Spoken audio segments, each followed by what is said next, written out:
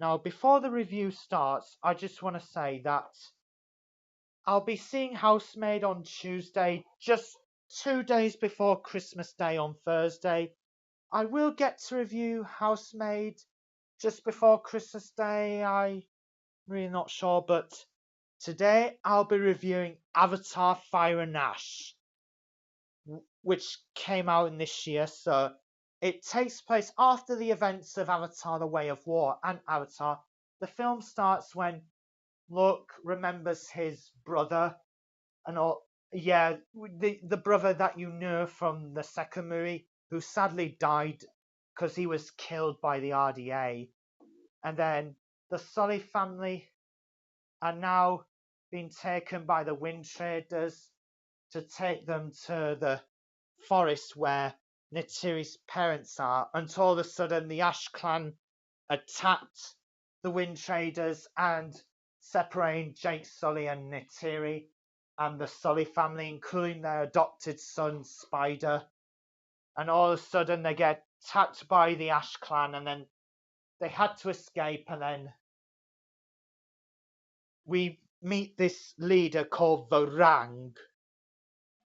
And then, yeah, this is a non-spoiler review because, yeah, but after watching this movie, I have to say this is officially my favorite Avatar film. I'd say I actually like this a lot more than the first two movies. That's what I'm going to say. But yeah, and Quaritch is back, which I won't give too much about him because, like I say, I do not want to get into major spoilers. So all of a sudden, when Spider was asleep, also he starts suffocating because his mask is running out of batteries, so he had to get a replacement for a new mask. And then later, it started happening again, and then all of a sudden he ends up suffocating and he's about to die. But thankfully, Spider didn't, and he get well. I am not. Let me stop you right there. I'm not gonna give spoilers to Spider, okay? Because we know what happens. Yeah, I don't want to give too much about the relationship with Spider and Kitty because, like I say, I don't want to get into major spoilers. So, yeah, there are going to be spoilers, so which I don't want to give away. So, I know this review might have to be short because I don't want to give into too much away. But I have to say, there are lots. I'll say the story was good, the acting was great. I'll say the battle scenes are awesome.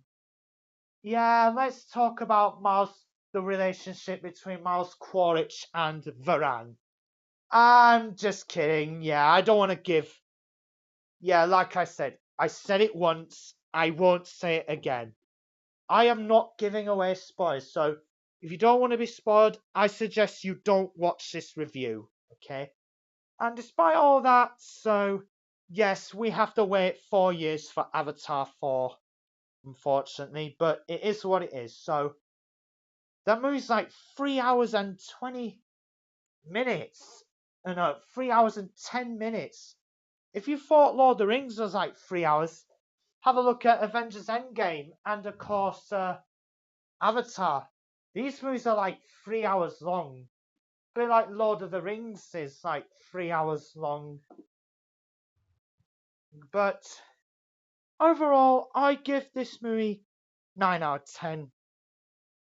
I'll say Jake Sully was good in this film. He was great in the first two films. And look, yeah, you have Jake Sully played by Sam Warrington, Neytiri played by Zoe Saldana, and you have Quaritch played by, you guessed it, Stephen Lang. But there's this one character I really despise. That is Mike Scoresby. Oh my god. Yeah, I'm not gonna shout because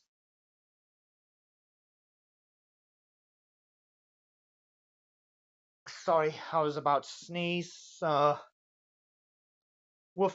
yeah, I don't want to give too much about Mike Scoresby because I've always said, yeah, like I said, I don't want to get into spoilers. So overall, yeah, I'm gonna end this review right now. So hope you guys like my review on Avatar: Fire and Ash.